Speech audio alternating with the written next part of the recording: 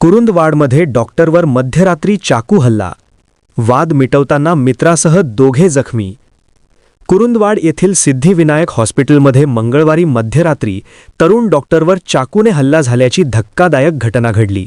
या हल्ल्यात डॉक्टर महेश विलास सुरवसे वय 26 गंभीर जखमी झाले असून वाद सोडवण्यासाठी पुढे आलेले त्यांचे मित्र अविनाश वाल्हे हेही जखमी झाले आहेत।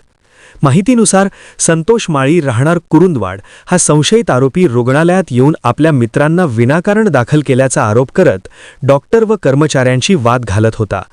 परिस्थिती शांत करण्याचा प्रयत्न करत असताना त्याने संतापाच्या भरात चाकू काढून डॉक्टर सुरवसे यांच्या पाठीवर वार केला। यावेळी पुन्हा हल्ल्याचा प्रयत्न होत असताना उपस्थितांनी आरोपीला अडवले।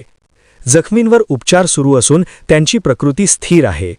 या प्रकरणी कुरुंदवाड पोलीस ठाण्यात गुन्हा दाखल करण्यात आला असून पुढील तपास सुरू आहे। चॅनलला सबस्क्राइब करा आणि परिसरातील ताज्या घडामोडी सर्वात आधी बघण्यासाठी बेल आयकॉन